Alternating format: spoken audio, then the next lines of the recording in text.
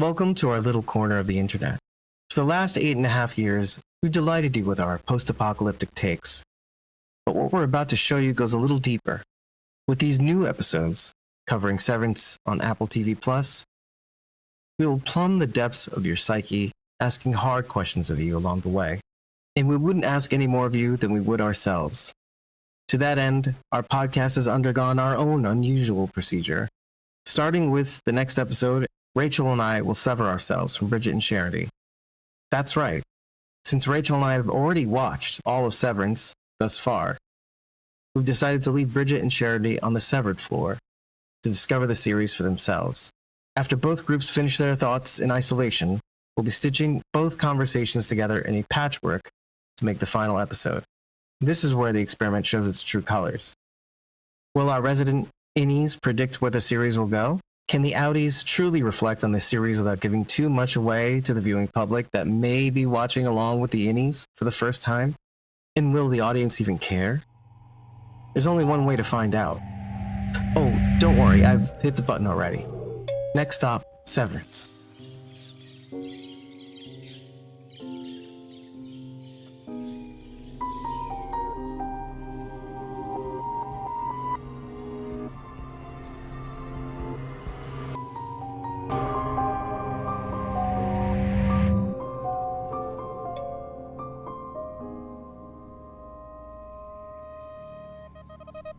We are Squawking Dead, a podcast pulverizing programs beyond the Walking Dead universe. Sometimes we give you news, sometimes we make you laugh, most times we go deep. I'm your host, David C., and I'm joined by Ray B. JL. And you've joined us today for not Dark Winds, not The Boys, not Fallout. We've been kicking this around the office for a very long time, actually for about a year, and we have brought it up over the course of many years, actually, considering this series came out in 2022. Really? When we were discussing The Walking Dead Dead City's first season, Kira, when she was on the show, she was a Whispers member, she was joining us on the conversation. We kind of brought it up with Bridget. We kind of went back and forth on it. Well, we're here, finally, to do a first watch of Severance's series premiere, titled Good News About Hell. It's the start of a joke. It is Severance's pilot. We've been talking about this series behind the scenes infrequently over the years, like I said, but also more importantly, more frequently over the course of the year because of an amazing season 2. Now, disclaimer, half of us on the podcast have watched this show and half of us haven't. Guess which half is here? Yeah, none of the half that haven't watched it are actually here. Obviously, or maybe not obviously, if you're watching us for the first time, Bridget, one of our hosts, is away on maternity leave. She's not getting paid on Squawking Dead, but she gets maternity leave anyway. See, maternity leave is a human right. But she might be joining us for the second episode, as we discussed. Exciting.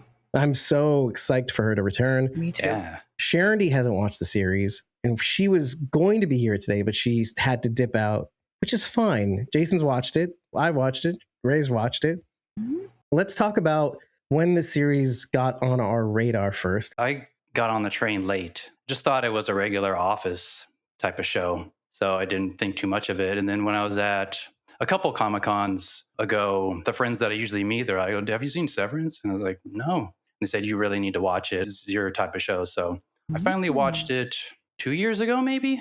Okay. Right before the second season came out. Yeah, I was just instantly hooked. So surprised at how much I enjoyed it. It's like that mystery box type of thing. Kind of, I was a big fan of Lost back in the day. So it's kind of, it gives me those kind of vibes. From. Yeah, the mystery. Is it sci-fi? Are they dead? Are they alive? Stuff like that. I don't know. It answers a lot of questions, but I got all those and more answered in just the first episode. Probably one of my favorite shows right now. I had never heard of it until you mentioned it. Or no, I guess that's not true. I did see a preview for it on something. And like Jason said, I do like Adam Scott. Yeah. I mean, so I recognized him right away and I was like, oh, I like him, but I don't know if I just wasn't paying attention to the advertisement or what it was, but it didn't grab me right away until David brought it up and was like, no, I think it's definitely more than it seems. Season 2 was almost done when I jumped on the train. And so I binged the first season, binged what I could of season 2, and then like maybe the last 2 or 3 episodes I watched in real time. That's good, because from what I had heard,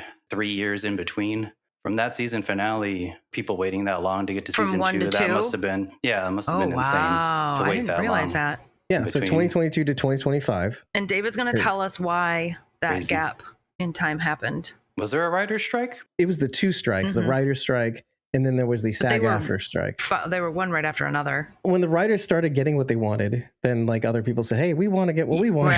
Right. Then it's, Well, yeah. rightfully so. And they should. But we have to also admit that, and I think this is sort of bearing out, that the aftermath of those strikes has affected the industry. And it's not to say, hey, they should never have caved into those writers and those. No, I'm not saying that. But I'm saying that actions do have consequences. And when you do cave to certain things will take longer to release. The desire to take risks starts to become more managed. And so studios are a lot more hesitant to take risks on certain projects. Even if the project seems to be a sure thing, they're like, well, let's order 6 episodes of the thing. And then, do we want to finish out the season? Do we want to get greenlight another season? Meanwhile, for proof of concept series like Dark Winds, where they're like 100% Rotten Tomatoes, and who knows how big they are on the popularity scale, if they know they have a dedicated audience, they'll just keep churning that out because it's guaranteed to make the money. The writers can write, the actors can act, and it's like voting also. People like to know where the winds are blowing. And so they cater to those winds, those dark winds.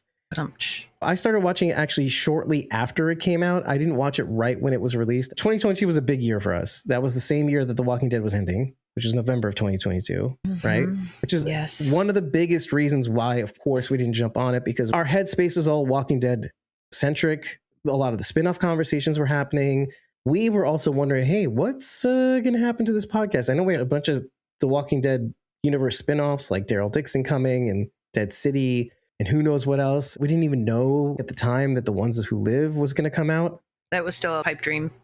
It was still like nebulous what it would be. People were still talking about a 3-part movie series, and it ended up being 6 episodes, which was actually 3 parts, right? It's like 6 hours. So you did get your wish. Yeah, I mean, it's kind of the same thing. So there was that. And so we were still, as a podcast, trying to figure out what we wanted to do. Obviously, we went into Better Call Saul around that time. Then there was The Last of Us, which came out shortly after The Walking Dead ended. This is to say, by the way, that as a podcast, we weren't really diving into other series to cover. We did cover the occasional live watch of remember The Old Ways on Netflix? And then we had Bridget Callie Canales, Fear the Walking Dead, season 6. And then we did Colby's Homebody movie. Yeah, Colby Menifee, who was on The Boys and also on Fear the Walking Dead. Yep. Seasons 5 and 6, which is really cool, really heartwarming. It was so cool. Both Bridget and Colby Menifee came on with us to kind of answer questions, talk to us, etc. So that was really cool. But see, we always covered like Walking Dead adjacent stuff at that point, and then we were slowly starting to branch off into other things. So to consider covering Severance was kind of like and considering what the show is compared to The Walking Dead, it's huge, way, like you said before we recorded, it's a huge severance from what we would have normally done at that time. And now we're in 2026. We're 4 years, half of our podcasting career away, technically ish. Oh my God, we're almost at 9 years. Yeah. So it wasn't really in our radar, which is why it took us so long to actually get on board.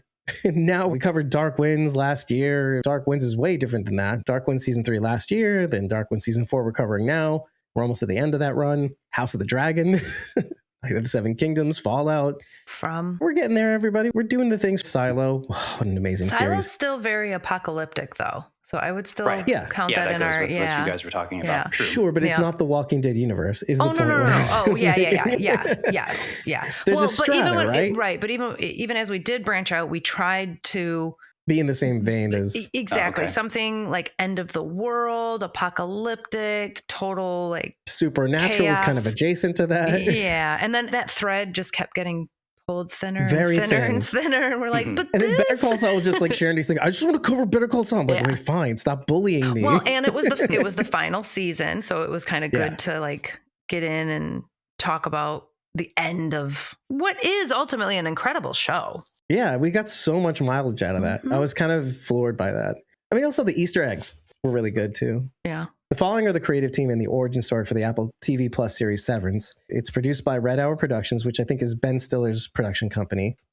And Endeavor Content. The creator and showrunner is Dan Erickson. in case you were confused. I know Ben Stiller's heavily involved because executive producers are Ben Stiller and also serves as the primary director of the show. Dan Erickson is the creator and writer. Adam Scott is also the series lead. He's also an executive producer, obviously. Patricia Arquette is also a main cast member, but she is also an executive producer. Nicholas Weinstock and Jackie Cohn, C-O-H-N, of Red Hour Productions. Mark Friedman, executive producers for seasons 1 and 2. Bo, W-I-L-L-I-M-O-N. Bo Willimon joined as executive producer for season 3, so there's going to be a little shift in producership. Other EPs include Andrew Colville, Chris Black, John Cameron, Carolyn Barron, Richard Schwartz, and Jordan Tappis. The show originated from creator Dan Erickson's own experiences with soul-crushing corporate life. It kind of starts off with a messed up wish. While working in a monotonous job at a company that manufactures doors to open in your house and places. It's not Windows like the OS. Dumb computer guy joke. Erickson found himself wishing he could simply disassociate, quote unquote, for 8 hours and wake up at the end of the day to collect his paycheck. Recognizing this is an unsettling thought, he began writing the pilot to explore the dark implications of actually, quote unquote, skipping portions of one's life. Like Mark S. or Mark Scout, it also involved coping with personal grief. The emotional core of the show was further shaped by a painful 5-year relationship breakup Erickson experienced. This inspired the character of Mark Scout, who uses the severance procedure not just for work-life balance, but as a way to avoid the constant pain of his wife's death. The series was designed to explore how corporate environments can diminish human identity and how individuals might willingly sacrifice their humanity to fit into professional structures. Keep that in mind. Because I love how the series takes that and creates a beyond culture. Creative influences. Erickson has cited Mike Judge, Beavis and Butthead, Office Space, but more of the Office Space. Right. The Black Mirror episode White Christmas. Black Mirror, excellent series on Netflix. Black Mirror is phenomenal. It was written by series creator and showrunner Charlie Brooker and directed by Carl Tibbetts. First airing on Channel 4 on the 16th of December 2014. Agreed as a one-off special after Channel 4 rejected potential Series 3 scripts. The episode was the last to air before the program moved to Netflix. So the episode explores 3 stories told by Matt, John Hamm, who was the first American actor. That's a good one, yeah, with John Hamm. To participate in an episode, and Joe, Rafe Spall, from a remote cabin on Christmas Day. The first follows a man attempting to seduce a woman at a Christmas party while receiving remote guidance. The second sees Matt at his job training cookies, quote unquote, digital clones of people. And the third shows Joe obsessed over an ex-fiancée after the relationship abruptly ends. Topics depicted include pickup artistry, artificial intelligence, and consciousness, as well as the concept of internet blocking extrapolated into real life. On Christmas Day, Joe Potter, Rafe Spall, and Matt Trent, John Hamm, who have lived together in a cabin for 5 years but rarely spoken, ease into conversation, beginning with Matt explaining why he ended up in the cabin. That's kind of cool. It's like a little bottle episode, but it explodes into different stories. He used to work as an advisor that would talk less confident or socialize people through the process of meeting women using Z-eyes, implants that transmit the user's vision and hearing. Some members would watch voyeuristically and contribute to advice while Matt relayed advice in real time. One client, Harry Rasmus Hardiker, crashed an office Christmas party and met the mentally ill Jennifer Natalia Tina, who mistook Harry's communication with the group for auditory hallucinations similar to her own. Oh, wow. She subsequently invited him home and poisoned them both in a murder-suicide. I've seen every episode of Black Mirror, and that does not sound familiar. So it's a Christmas special that I have never seen. Oh, it's not part of the regular series. I don't think so. I have to double check. Okay. Or it's like, it's been so long. It's 2014? Maybe a little later because of the port. Okay, maybe. All right. So now that we've got the background, creative influences include Mike Judge's Office Space, Black Mirror episode White Christmas, and films like The Truman Show and The Matrix as major influences on the show. Show's dystopian and surreal tone. See, it's still dystopian. There we go. There's our link. There's our in. Because it kind of is. It's like, what if this happened? Well, then what would that mean for society as a whole? Do we know Dan Erickson from anything else? I know that there's a story about Ben Stiller having taken 5 years to write the pilot episode. Before Severance, Dan Erickson was largely unknown in the television industry as the series served as his breakout project. However, you may recognize his name from a few earlier niche credits and development roles. Lip Sync Battle Pre-Show. He served as writer for this Spike TV program between 2016 and 2018. Oh, this is okay, this is a thing. Chambers on Netflix. I actually saw this series. Really? He's credited as a co-executive producer on this 2019 Supernatural series, though some reports suggest this was part of a buyout deal related to his writing. That makes sense, considering the timing. Chambers was actually an interesting limited series that I was hoping they would continue. It's a lot of things. I felt like it was geared towards a younger audience, but it's so dark, you kind of wonder whether it really was. So I recommend it, and then you'll have just as much frustration over the fact that it's not going to continue as I might. So yeah, I hate when that happens. Super Deluxe. Before his writing career took off, he worked in series development for this now defunct digital entertainment company. League of Wonder in 2011, he wrote this short film early in his career. There's more. While not a show you could watch, he gained significant industry attention in 2016 when his pilot script for Severance was featured on The Blood List, an annual survey of the best unproduced dark scripts. Yeah, okay, so it's about 6 years since it first aired, right? 2016, 6 years later, 2022. You might see the name associated with other projects due to commonality, but these are different people. The Saw franchise, a fictional character named Special Agent Dan Erickson appeared in Saw 5 and 6. That might be why the name sounds familiar to me. I know, yeah, well, there's another reason, because his name closely resembles Dave Erickson, which was the original executive producer for Fear the Walking Dead. I might also be thinking of Marshall Erickson. That is too much. That's a bridge too far. What we're doing is we're going to do a first watch. Obviously, we've all watched this, but we definitely need a refresher. It's been at least a year since I've watched it. Yeah, I completely rewatched the show with Evelyn, which is a very rare thing for the things that we cover. It's the first thing that we're covering that Evelyn has watched, my wife. Oh, she should come on. Where is she? Get her in here. Get her in here. Evelyn. I will play this for her later. You know what? She's going to feel the pressure and she's going to be like, no. Okay, wait. Counter offer. You go make dinner and Evelyn comes and covers it with us. Okay. You know what? If she's down for it, I think she should host the show. Yeah. Pretend to be me. Yes. She should be like put on her douchiest depiction of anybody, really. And that would be closely resembling me. And that would satisfy everybody. You guys would be like, oh, it's like skipping a beat. Ha. All jokes aside, Evelyn, come cover At this least show watch a show with us. Right. She enjoyed it so much. We were addicted to it. I would love to hear her insights. I would too. Yeah, I want to hear her talk about it. If she's in the mood, I'll stick in like a post recording at the end of the show. Be like, yeah, I like this episode. Like maybe we'll rewatch it. You gotta play it for me too. Sure. I want to hear what she says. Bonus. Yeah. I doubt this is going to happen, but we'll see. Give me your number. I'll call her. Give her her number. I'll give her the business. Just to remind people what we're going to do a first watch reaction. Obviously, the people that we want to be here and react to this wildly are not here. But I think you'll see some smiles and reactions from us anyway, because it's like we've been through the rabbit hole and we're like, oh, yeah, that's when that happened. Oh, yeah. That kind of dumb, like, yeah, all right. This show's great. Connects all the dots. In medias res. So we're starting with Helly. Mm-hmm. Who are you? Look at the composition. It's a lot like Pluribus. A limited set of colors on the screen at a time.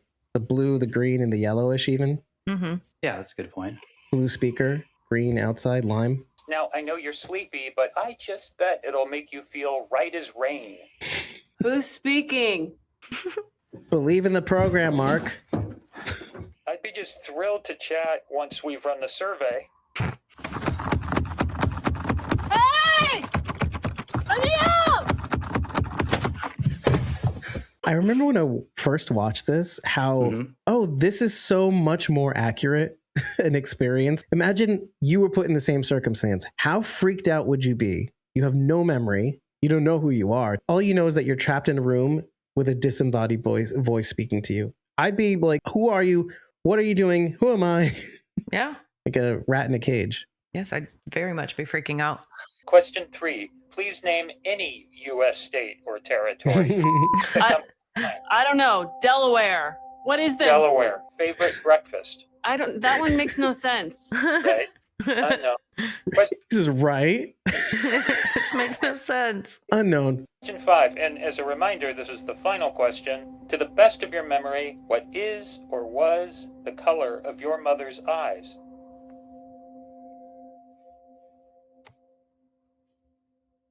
It's upsetting. Mm-hmm. You want to say, that one would hit me the hardest. What am I? I'm dreaming, right? This is a dream. That's unknown, unknown, Delaware, unknown, Delaware. unknown. See, I'd be frightened too. Mm-hmm. That's a perfect score. Awesome.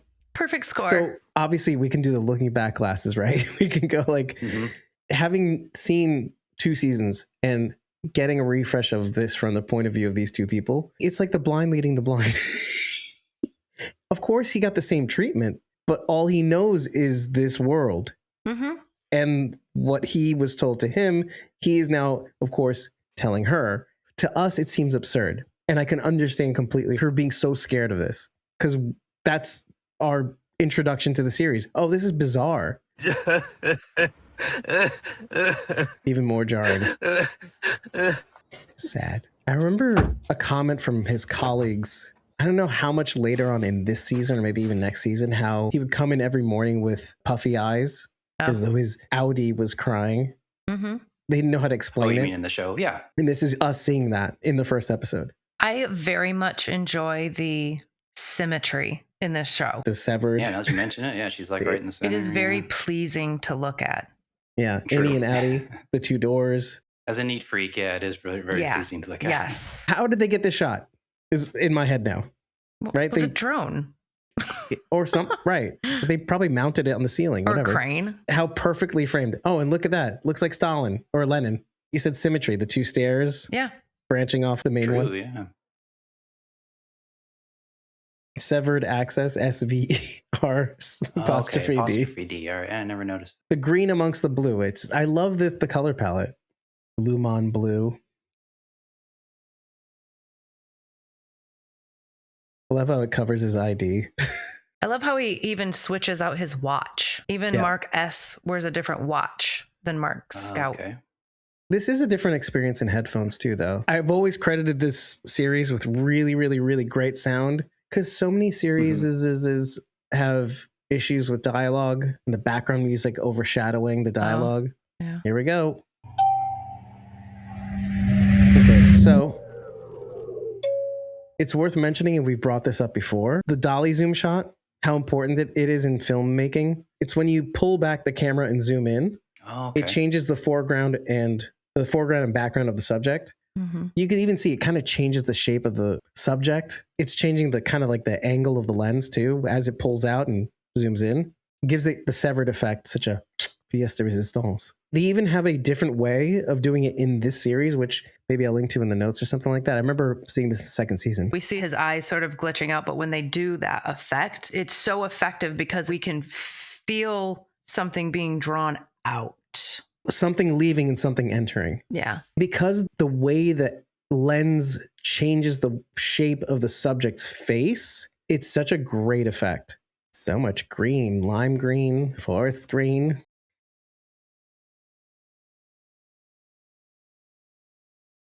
See, what was that piece of paper? It was the tissue that he dried his eyes with. Ah, good Right. point. Mhm. I thought it was something Yeah, he little smuggled things I in. love about the show. Yeah, that.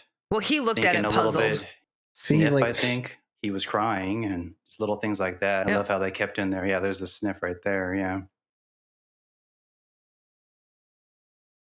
Oh my gosh, so many turns. Look how green this is. There's like a reflective ceiling, so it reflects the green of the carpet. Yeah, true. Is it? It looks like, I don't know how to It describe. looks like it's lime green, but it's not.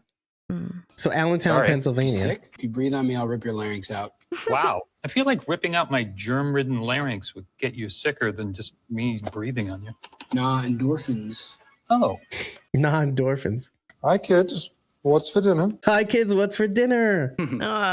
Irv. Want to say he says that later in the season? Maybe. Does that come up again? It comes up again. Season Actually, 2 even maybe, in or- maybe it's in the second season as well, but like definitely a lot in this season. Okay. Damn it, Irv. We warned you. About the greeting? You were kidding. No, we sincerely hate it. How many reasons did we come up with? 8. What kind of a dad are you? Tumwater. What a weird name. These are all names of cities, by the way. Okay. David is looking up to where Tumwater Yeah. is. Tumwater, Washington. There we go. Okay. Worthy. Mark's working on Danesville. Look at these scene cuts. It cuts so brilliantly because the way they frame the shot, the cubicles and the angle of the cubicle in the center is in the same location. So when it cuts between the people, it looks like it's almost the same shot, but like you blink and it's like, oh, it's different people that we're looking at. Good morning, macro data refinement. Hi, Mr. Milchek. Gosh, he's The my stealer favorite. of every scene. He's my favorite. Look how small they look in the distance when, what's his name comes in. What is his name? Mr. Milchek. Mr. Milkshake. Mr. Milkshake. Milkshake, right. Oh! Oh my God. He is such a screen chewer, rightfully. Last time you saw Miss Cobell, she was in her office. Now she's in her new office. She'd never say so, but I know a compliment about the office would just make her day. He's on Mark's side here. Right. Mark, come in. Shut the thing. Wait, she says, shut the thing. Mm-hmm. Remember Dan Erickson's story? Where was he working? Oh, yeah. The door company. The door company. He won't even say the door. Why don't he say door? So funny. Maybe door is never said in this series. Wouldn't that be funny, though? Yeah, the old one was better. He said the old one was better? Mm-hmm. Yeah. What an a-hole. You look awful. You look hungover. I mean, I've subbed for PD What is before, happening? so it shouldn't be that big. Petey is no longer with this company. I'm sorry, Mark. You guys were one of my favorite office friendships. So convincing. Mark S., at this time, I confer upon you the freedom to serve here in the advanced role of Macrodata Refinement Department Chief. Congratulations. Consider that. The freedom to serve Kier. Yeah, when I first heard that, I was like, what kind of cult is this? What is going on? See, it's things like this that kind of just fly over your head. When you watch a series, you're like, okay, it's well, okay. Well, I guess this is we don't know what Just this take it all world is. in, file it away. Yeah.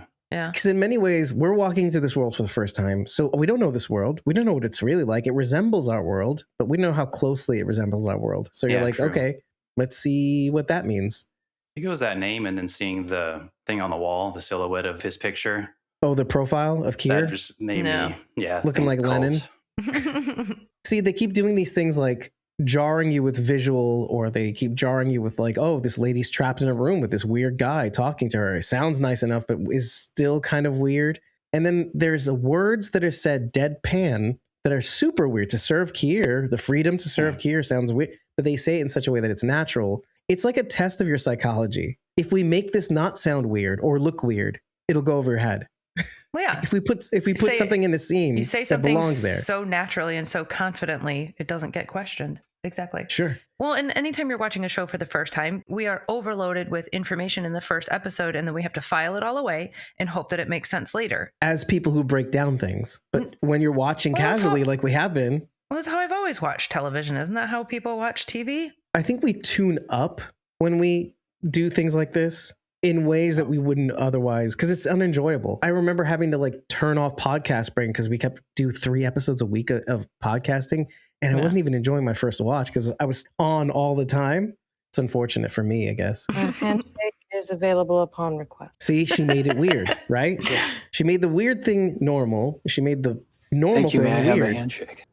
May I have a handshake? She's like, all right, since you asked. If you need to take a few Thank you. minutes. I don't. Can I say something?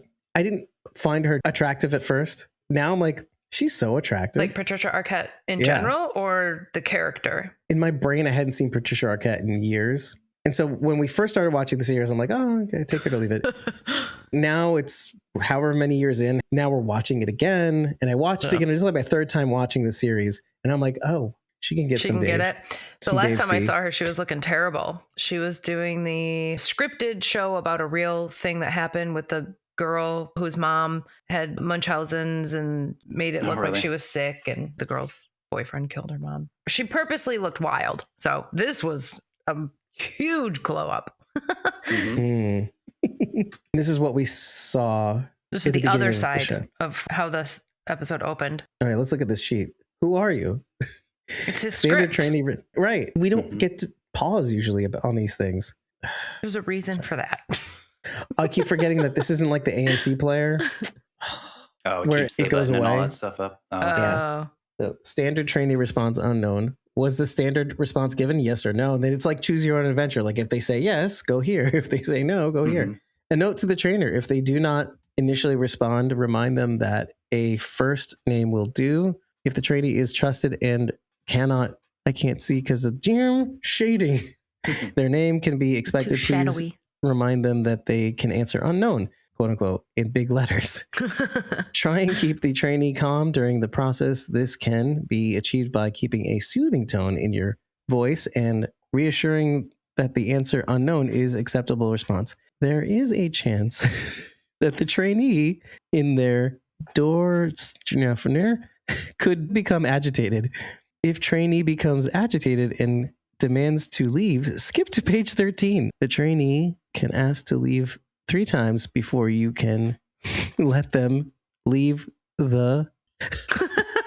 I don't know. So what I'm hearing is if they ask to leave 3 times, then they let them go. Yep. Oh, okay. But as we see later on in the series, that wouldn't have happened anyway. No. Because then you'd accelerate the process of them confronting their outie, basically. Like, no, you're not leaving, you're stuck here.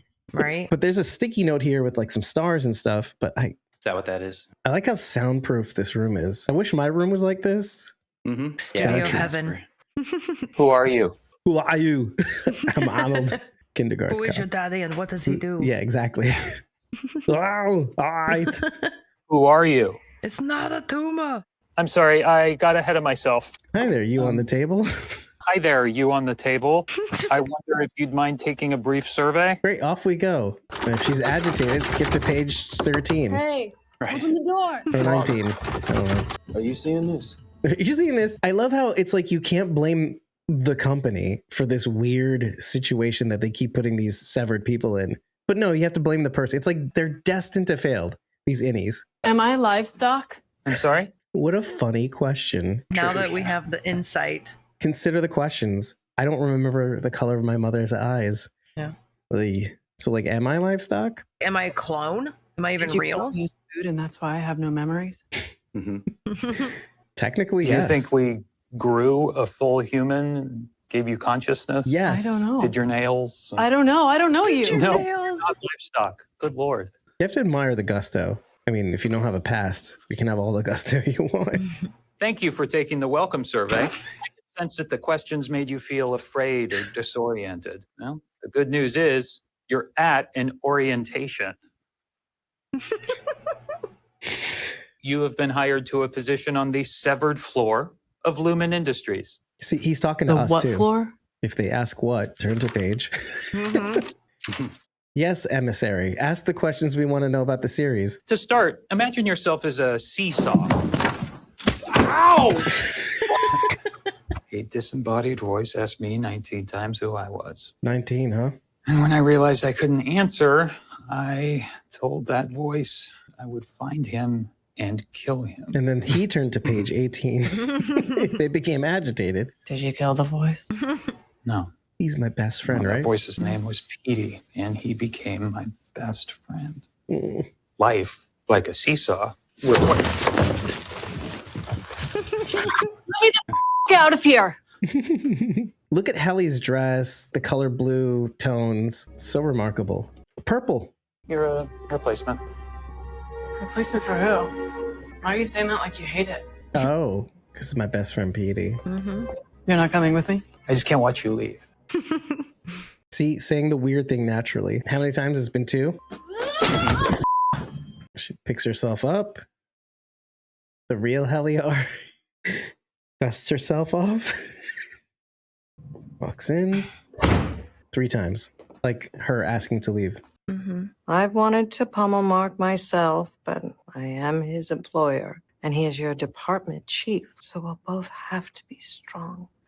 The good news is there's only one part left of your orientation, which Mark can't possibly derail, because it's a video. He's so incompetent, but he can't possibly screw up a video. He hasn't really screwed anything up. The system is perfect, but the person wielding the system is definitely not perfect, right? The system is flawless, proven. All praise Kier. It's the people that are wrong. Mm-hmm. If it doesn't go well, it's Mark S's fault that it failed. Yeah. He skipped the preamble, screwed everything up. Yep. Actually, that's a good question. Do you think had he done the preamble, she wouldn't have freaked out as hard? No. See, I agree. No, yeah. I think she would have still freaked out as hard. Yeah. Maybe not as hard, but still, I think violence would have occurred. I used to love these mini CDs. They fit in regular CD players, but they're so gimmicky. Right, yeah, I remember those. You could fit a 5-minute video on there, no more. Something like that. Have a seat. It's at this point you're like looking at the Lumon branded Band-Aids. And you're like, what is this company? What do they do? That's true, yeah. My answer so far, because we still really don't know, is everything. Are you mad at me? You know, my mother was an atheist. I love this fact. She used to say that there was good news and bad news about hell. Title. I love how she switches her mom's backstory based on whether Mark is on the inside or outside. What the F? My name is Hallie R. Okay, that's a wrap. Thank Mr. Milkshake. So I'll never leave here. Yeah. Isn't that a sobering reality? This version will forever exist here. Mm-hmm. They'll feel rested, having eaten, maybe drank the night before, maybe drank just before they walk in. Right. Imagine sending your innie to work hungover. Drunk, even? Or drunk. High? Oh my gosh. They'd probably be terminated, I'm sure. They're saving it up. Well, why? They didn't do anything wrong. But imagine you go into the elevator and all the elevator does is open again for you. Just grapple with that. And I bet Dan Erickson grappled with that. And he's like, wait, this is a great idea for a show. You'll never know. I have no choice. Well, every time you find yourself here, it's because you chose to come back. And what happens when you don't come back? Mm-hmm. You cease to exist.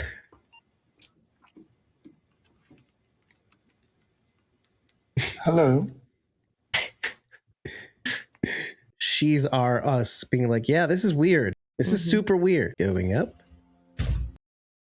See how the shape of their face changes? Yeah, I can see that now. Yeah. And even their body, like the shoulders shift. Maybe you wouldn't be high when you go through there. Because like he was, well, I don't know if he was drunk or not. You know, in the future, he drinks and goes to work and stuff like that. And so I wonder if you go up there, you're like automatically, your posture's up. And because it looked like when he was leaving, automatically he looked down again. And so maybe you can't be high or drunk up there. Temple? That's not your temple. That's his forehead. Weird, huh? Pips. Bar and grill. Sorry you got hurt today. Here's dinner on us. What a cheap way to avoid a lawsuit. A workers' comp, remember? Hey! Sorry. See now, look at that. Yeah, seeing this, do you think that she did that on purpose? Just to see if he recognized her? Maybe. I was just going to make a remark about the flowers. What was that for originally? Yeah, where'd you get flowers from? But maybe you're right. Maybe this was to F with Mark. Symmetry. What a great shot. Yeah, the only two left. There's one car over there. It's Irving, or what's his name? Dylan. Yeah. Irvin Dylan, yeah. I thought this was in New Jersey at first, but these bridges are Allentown. That neighborhood's really close. I didn't notice that before. It's just a bridge in between the neighborhood and work. I love how in this series, I think for the most part, it's always winter. It's like we're stuck that's weird. In a season.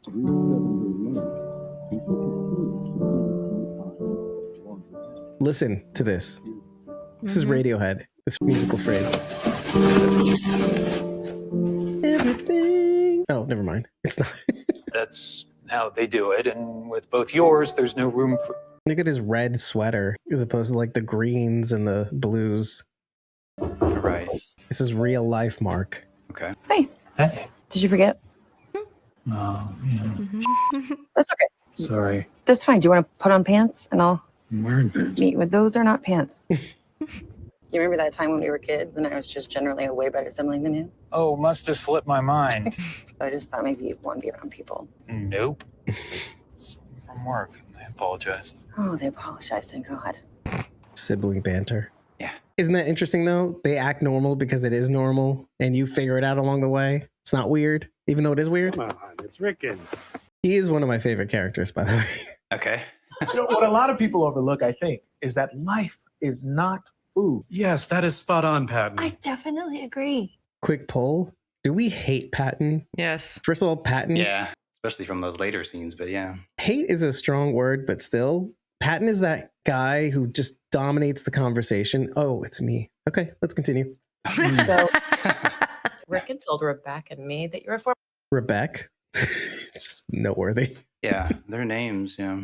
They're all ridiculous. I taught mostly about World War One. Oh, okay. Well, I got one for you. I was just reading this think piece about the comparative levels of think piece. The people actually called it the Great It's War. Apparently, it would have been a faux pas to have called it World War One. My God.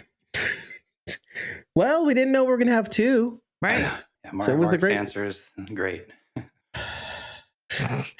Sorry, I need a minute. See, because when we have to break things down, it's like, that's infuriating. And everybody knows that he just said something so completely stupid, and they're too afraid to tell this guy, well... Yeah. Mark is a Lumen man now. Do you design the medicines? I thought Lumen was more on the tech side of things. They began in the 1800s. Really? Topical cells. We're getting so much information right now that I completely gloss over. It's a good topical good time to salves? bring it up to the audience. Jeez Louise, topical salves, the tech side of things. Do you design the medicine? Medicines and the Band-Aids. And so, like I said, then you start seeing Lumen appliances and stuff like that. And you're like, oh, they do everything. They're like trying to take over the world. Why not? Corporate archives division. So you know all the dirty secrets. See, that's what they tell him. Oh. He doesn't know he's in macro data refinement. Mark's work is sensitive enough as to require the severance procedure. You just stepped in it, Rickon. Yeah, thanks, Rickon. He's not on Game of Thrones. Although, that guy. No, Rickon, like a Rickon, like a rickety old chair, but it's Rickon. Anyway. That's something, isn't it? That's something that's a faux pas we can't It's talk also, about. I think something that's his choice to tell people or not, right? Yeah, thanks, husband. I wish I could do it. I'd just always be thinking about, The other one. There is no other one. It's me. So that is also an alternative explanation. It is him. It's everything that is him with a different set of prior data that is existing in the world without it. So what would that be like? This specific topic right now that we are broaching is what I was most excited to talk to everybody about. Until we have a full party here, I would prefer to save that conversation for everyone's input. Listen, I'm ceding that huge. ground. I mean, this is essentially the core of this entire show. There's also an Occam's razor to that argument. Does it matter if it's the same person, only with different data set? Meaning none of their past selves? Does it matter? Essentially, isn't it you're creating a new person, though there is an argument for nature? Well, and as the show goes on, they give us reason to say, yes, it's a different person, or no, it's not. I love that they're bringing this question up so early on, because right off the bat, we're like, well, no, absolutely not. But then as you get into the series, you're like, well, for those who, like yourself, who thought maybe not, you start to realize, oh, maybe it is. Me, I was like, oh, actually, it is a completely different person. If none of who you are exists, of course you're a different person. It's that whole theory about if you had two copies of you that existed at the exact same time, they would still be different because of choices, but also micro differences in the climate, where you are in positions with the world. It's the whole butterfly effect of things. Just the fact that you're displaced in two separate, because you can't occupy the same space. Yeah. You're by default going to be different. And because you're reacting to the other side of you, the other you is in the same space. But there is only one of him. We're not dealing with two objects of mass here. I was just using that principle, but then now you have the differences in memories, etc. Right. Like even if you had that, it's going to be brought up again anyway. Several times. I want to take the temperature after every episode. Where do we stand totally now? agree. Now after this episode, okay, now how do we feel? So where did you stand after hearing this? Because I really honestly stood in, oh yeah, it would be a different person. Me and Rachel are the same. Nope. At this moment in time, given all the information we had, I was with Mark. Well, no, it's me. I just don't remember what I do at work. Me too. I wasn't. So my mind automatically goes ahead. Okay, so then what does that mean? Okay, then what does that mean? What does that mean? So really the end of my logic just from this episode was like, okay, wait, aren't we creating life? No. Well, that's going to be the debate. It's so funny because your argument is the nurture, but what you're arguing for is nature. Not really. When I say no, we're not creating life, it comes down to biology. What I'm saying is, Rachel, you typically argue the nurture side of the argument. When you're arguing for Mark here, you're actually arguing for the nature. Okay. It's still me. Well, yes. It doesn't matter if right now. Isn't that strange? Yes. How, like you're on the other side of that argument now, and I'm on the other side of that. Oh, it's new life. Right. At this Later, point, I struggled. Later, I'm going to switch sides. Actually. Yeah. Well, I struggled with that stance. I still shift a little bit more on the nature side, but I am largely on the side of nurture. So in effect, that version of you is trapped there. I mean, not trapped, but what? A slave. So I suppose we know where you fall on the congressional goings on. Nice drop, because there's a congressional issue with this concept. The point is that Mark made a decision. My body, my choice. Ethically, socially. It's true. Morally, scientifically. But I stand behind you without reservation. And so purpose of evasion. Thank you. Absolutely. I definitely stand behind Mark. Believe all Marks. Thank you. You know, I was saying my friend in Lima hasn't had a food-based dinner even in. Because your child is innocent of tonight's atrocities, I'll wait until after it's born to murder you. Oh my God. She's so pregnant. And you don't get to see that until just now. I don't remember noticing that the first That was, episode either. A Dr. Therapy man with that weird little mustache. Dr. Milkshake? Your house smells like pregnancy. I'm just not grasping the visceral element of it. She was fun, wasn't she? Oh, that was Rebecca, wasn't it? I don't know. I love that she can make fun of her friends, though. She knows they're pretentious. The pajamas were made on a Baltic hand loom, so... Normally, Rickon is the kind of guy that you'd be like rolling your eyes out every freaking second. Mm-hmm. But it doesn't really matter. There's a sweet sincerity to it. So you're like, who could ask for anything more? Yeah, I wanted to ask you guys, because the first time I saw this, he was as annoying as the other guy was to me. But seeing it now, I do see some sincerity. I was wondering if he was like that to you guys too. Well, at first he was so overbearing. I remember him being like that. A dinner party where there's no dinner? Excuse me. That's a hate crime. I had a built-in soft side for him because he played Piper's brother on Orange is the New Black. I was going to mention it. Okay. Well, but he's way less of an F up here. He's a published author. No, I know, blah, but blah, he's blah. like a super snooty, pretentious hippie on that He show, kind of believes following his girlfriend's path. On Orange is the New Black. I meant in the show. Oh. I think the fact that Patton was there to be more annoying makes him so less digestible. He's, I guess so, genuine though. He's not trying to be the smartest guy in the room. He's just trying to do the best that he can in a room full of stuck-up a-holes. Well, especially framing it within the context of being a new parent. Everybody has their different parenting styles. And nobody's right. And every kid is effed up, basically. But he's adapting what he thinks might be best for the child. So I can respect that. That's what we all do, right? We take in Just all the like Mark. information. Yeah. And then we go, yeah, I agree with that. So I'm going to implement that. Yeah. And Mark chose to be severed to deal with his grief. Exactly. See, at this point, we don't know what happened to his wife. We easily assume that it's She the left. anniversary. Maybe she just could have left. She had just Right. left him at this point. Or at this time. But, you're thinking, yeah, she probably died. But we don't know. I mean, the way he was breaking down in the car. Yeah. And you don't typically true. celebrate, well, not celebrate, but who remembers the anniversary of when their wife left? Right. That doesn't seem like a thing you would. Yeah. Or maybe. I don't know. We don't know. I don't know. Everything is weird. It's true. At this point, I'm just like taking it all in. All right, I'm going to file that away. They better explain it later. So that's the funny part of like, you're looking at this from two different perspectives. Like, oh, here's my first watch perspective. Now I have the luxury of Now I hindsight. know. It's like, Yeah. oh, now I have a greater appreciation for the way things are presented in order for us to assess how we feel these things on first watch. Yeah. It's kind of cool. It is. I think people really enjoyed you tonight, Mark. They enjoyed you tonight, Mark. Good. All right, baby, you're too much. Was he just like scratching his foot? Gross. I would kick him in the face. But see, again, he's so sincere. You're like, how can I be mad at this guy, even though I want to be mad at him? I'm definitely pulling my foot away. Sure. That's happening. But that's just a you thing. Yeah. We don't do feet in this house. Knox. Yeah. Especially if it was your blood brother. My blood You would brother. have had violence. See, again, Jason, she's a different person with her. I would have with her taken the brother. opportunity to kick him in the face if he tried to touch my feet. I think an ambulance would have been called. Nah, he'd have toughed it out. No, my dad was a paramedic. He would have taken care of him. Oh, Lord. First of all, I never had a racing bed, but I always wanted one. You ever Same see it here. like in catalogs?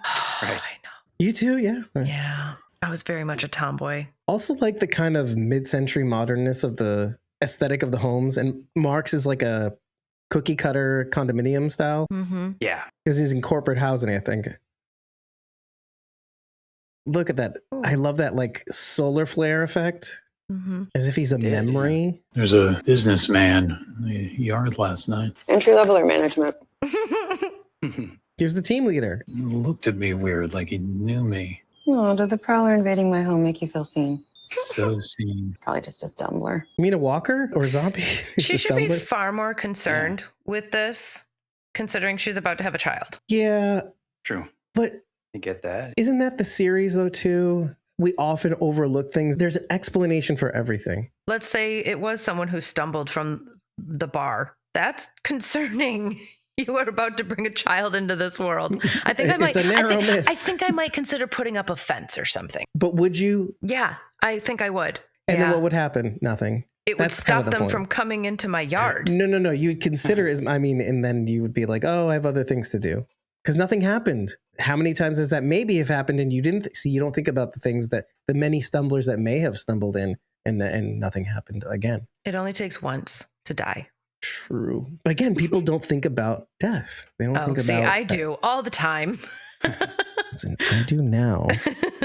But that's just midlife crisis, Dave. I'm always paying attention to the things that will kill me. And that could be the difference between parents and non-parents or prospective parents. Again, the visuals on this show. Sharon D is really going to appreciate the cinematography of all of this. Yeah, like the red leaves and the blue toned everything, the red sweater, the yellow gloves. Again, 3 colors, primary colors. The scenery here, she's going to love it. The world is bleak. Lumon in the distance. Yeah, I didn't notice that at first either. See? That water tower. So close to work. work. Water tower. That's going to make sense later. Look at this little graveyard. And see, we're talking about death. A little graveyard in the background. I love how Mrs. Selvig, quote unquote, is just keeps screwing I with actually Mark can't Scout. talk right now. I'm out at dinner. No, by myself. Pips, bar and grill. Why did you tell her? I know. Excuse me. Oh. Hang up quickly.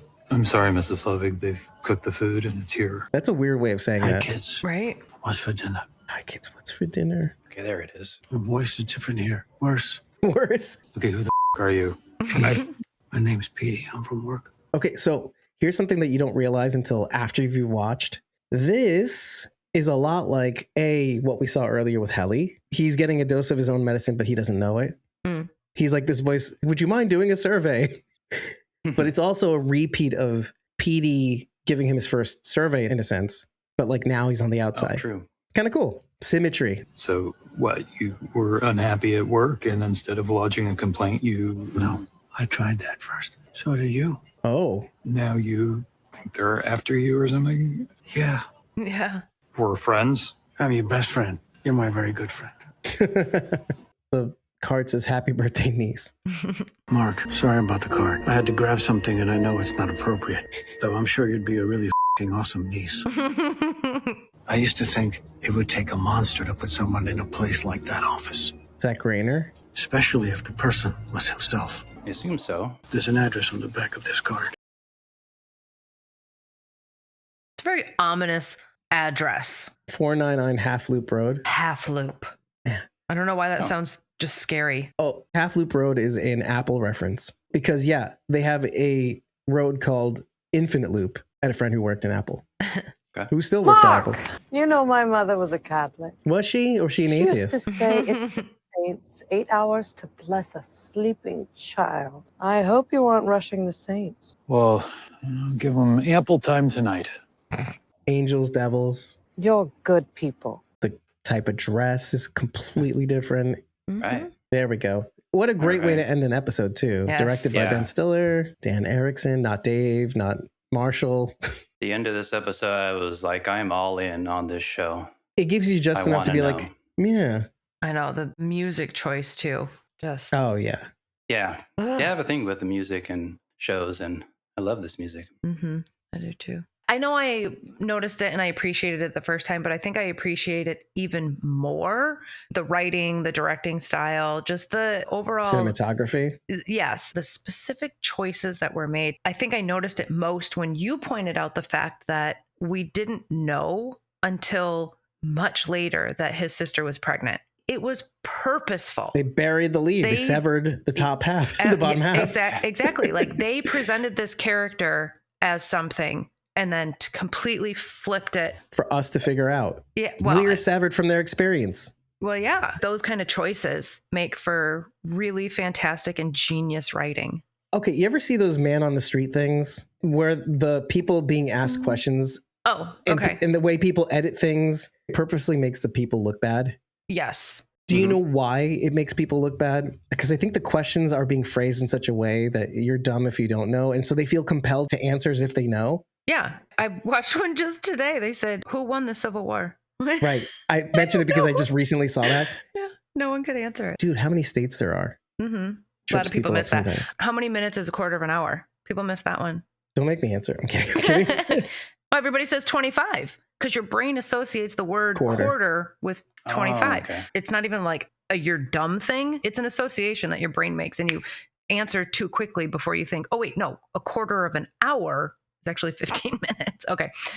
I'm not that guy. But like a lot of people are dumber than you think. Yes. And I think when you shove a camera and a microphone in somebody's face, there's a lot of pressure. I might forget my name. That's where I was heading, that to really. Me. They play it off as it's completely natural. Questions are phrased in such a way to, because of the pressure, it purposely confuses you or the suddenness of it. Also, we're watching a video that has been edited, I'm sure, right? They might be asking a completely different question than what we're even hearing. Well, less that than like, they may have answered it right at first, but then they cut it out and they doubted themselves. But you're right. Mm-hmm.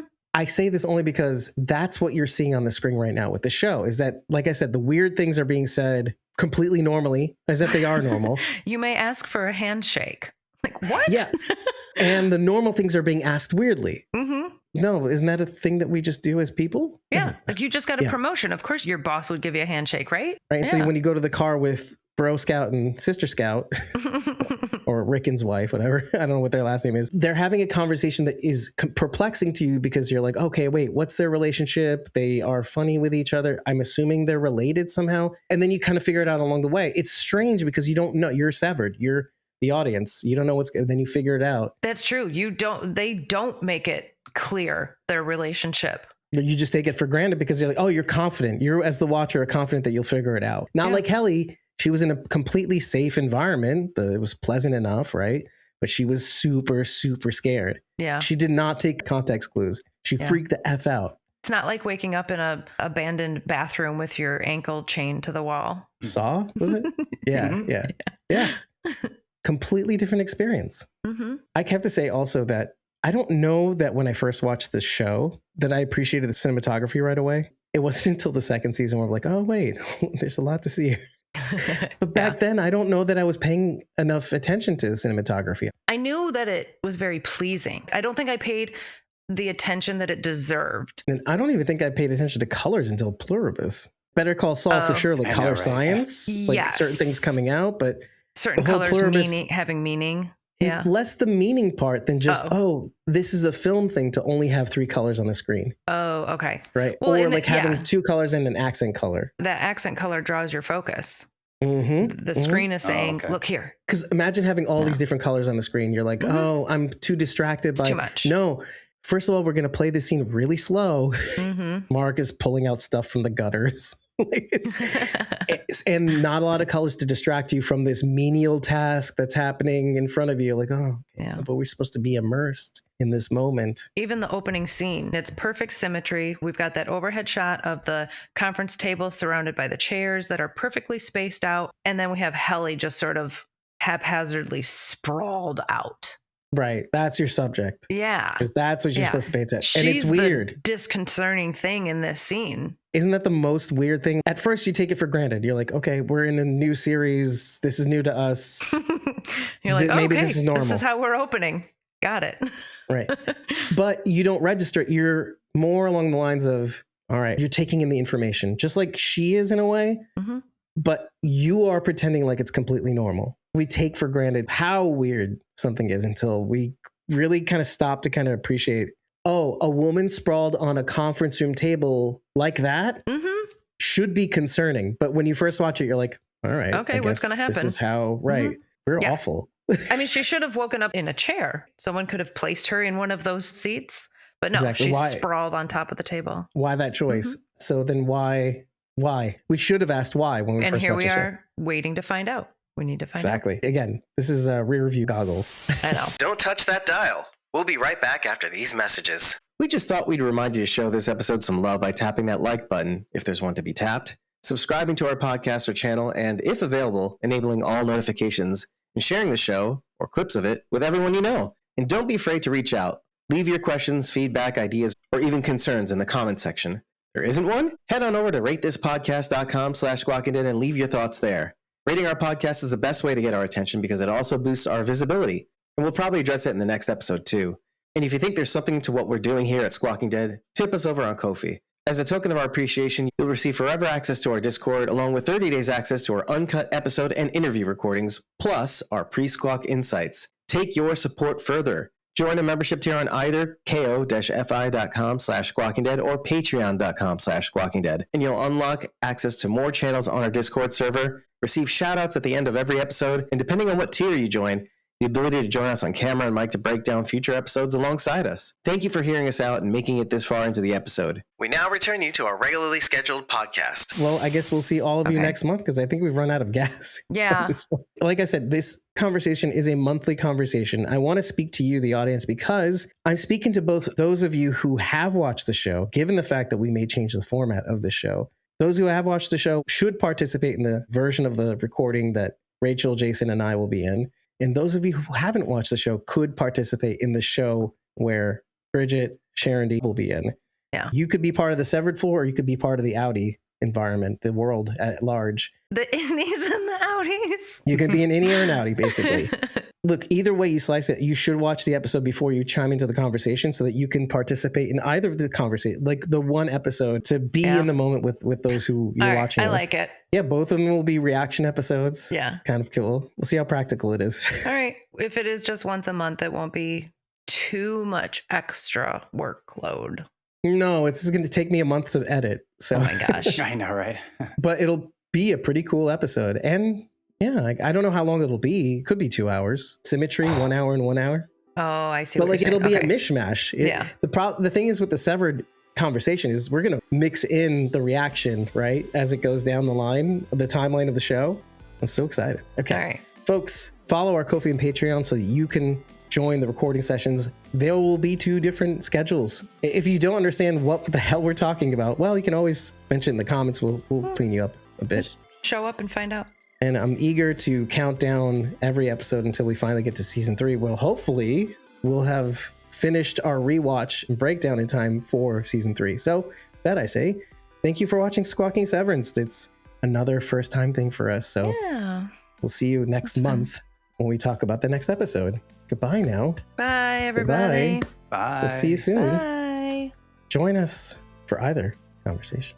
Yeah. Oh my gosh, thank you so much for making it to our first conversation on Severance's pilot series premiere episode titled Good News About Hell. A lot has happened since we sat down to record this conversation, and one thing to note specifically is that this conversation was initially 2.5 hours long. Obviously, by the end of this episode, it is much, much, much shorter. And a lot of that is due to the fact that Rachel and I, in the midst of this episode, were workshopping how we wanted to tackle this season. And you should consider actually listening to that version of the podcast because it's kind of cool, because as a result of that conversation, we really did whittle down a cooler idea of how to discuss the series. And it's where we came up with the Severed podcasts, where Rachel and I will be the outies, knowing what's going to happen in the series, and Bridget and Sharon D will be the innies, completely unaware of where this series is heading, and will react delightfully for our amusement with each passing episode. The way to get that is maybe not so obviously, if you haven't listened to us before, by heading on over to our Ko-fi or Patreon account and joining a membership, because doing that will grant you access to our unedited episode recordings. Usually we make these episodes available to tippers as well. However, since the recordings contain both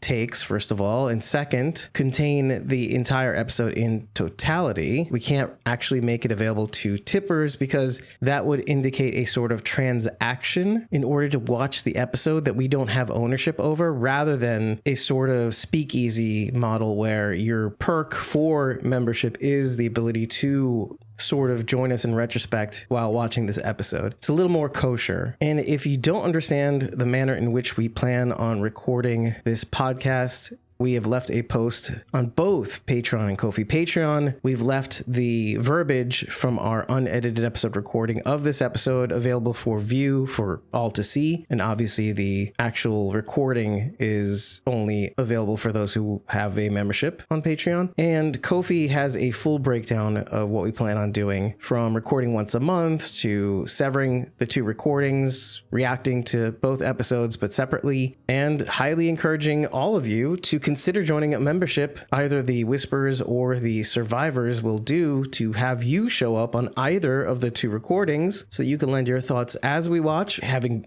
watched before, or as we watch for the first time. It's your choice. Or as always, actually, whether or not you join a membership, you will always have the ability to join us in the real-time chat as we record. You do not have to tip us or join a membership to join that conversation. We just can't make the conversation available after the watch for the public to view or even purchase with a tip. Speaking of members, this is a part where we shout out our Whisperers and Survivors while the Walkers members show at the end of this diatribe, starting with the Whisperers, because we don't have any Survivors. Survivors are our junior producer tier, which grants you access to our core channel on our Discord and entitles you to join any of our development conversations and have a key role in decision making, whether we go to a convention or not, or should we spend money on an ad buy, or anything of that nature that we normally wouldn't speak with the public in an open channel about, or even a semi-closed channel about. This is our fully locked 2 hosts only channel,